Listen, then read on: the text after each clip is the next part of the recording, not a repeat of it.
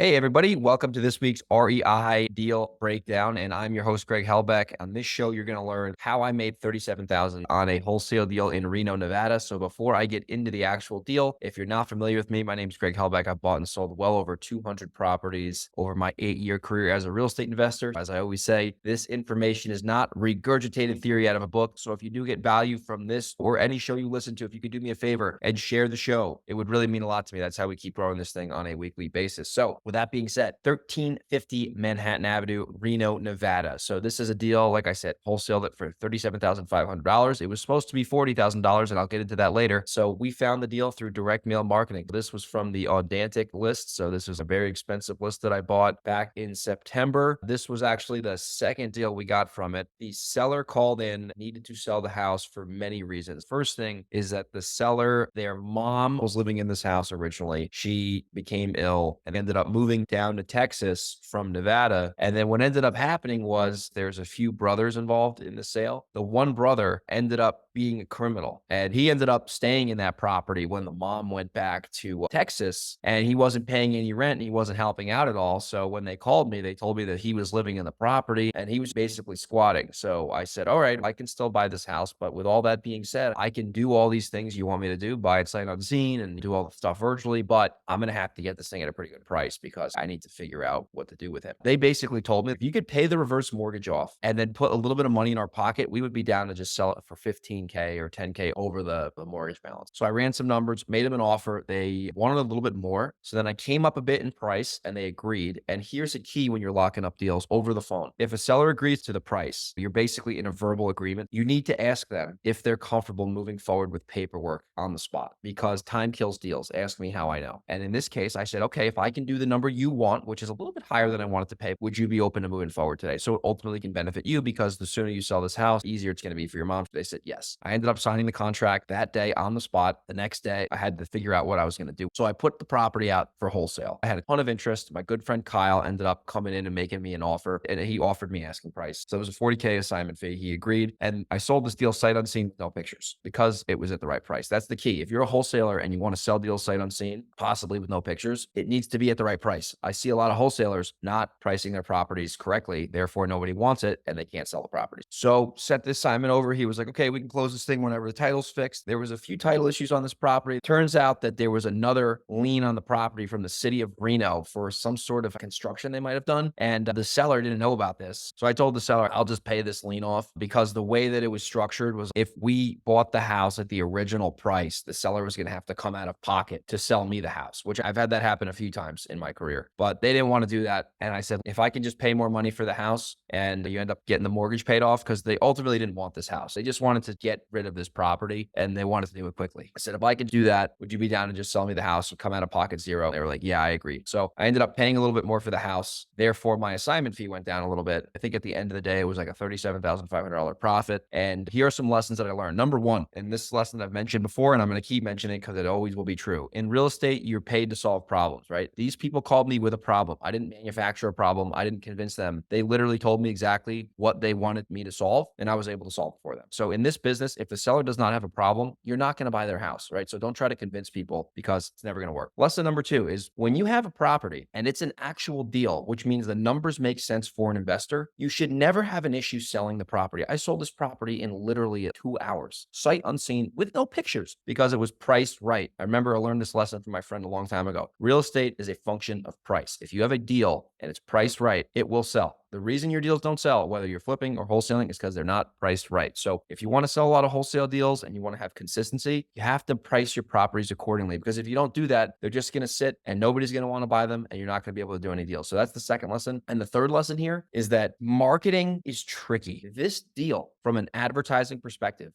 cost me $20,000 to acquire. I spent 40 grand on the campaign. I got 2 deals from it. So each deal, and this was one of those 2 deals, cost me $20,000 to get this customer to say yes. A lot of people don't understand the expense that goes behind marketing. So from an ROI on my marketing, not good, not even 2 to 1. So at the end of the day, if you want to really grow your business, you have to know how to make your economics make sense. And what I mean by that is you want to be getting 3 to 4 times return on your marketing minimum. In this case, on this campaign, I only got basically 2 to 1. So that campaign was not very profitable. So you really want to dial in your marketing to where you're getting at least 3 to 1 on the marketing, if not 4 to 1 plus. So that's a little bit more of a detailed marketing lesson. But I learned that after I closed this deal. So hope this was a helpful video. If you got value from this, share the show. It would really mean a lot to me. And if you're in Reno, Seattle, New York, Delaware, or San Diego, and you have a house you want to wholesale me, I am a buyer, or if you want to wholesale it together, send me an email, greg@velocityhousebuyers.com, or send me a message on Instagram at grego37, and I'll see you on the next REI Deal Breakdown.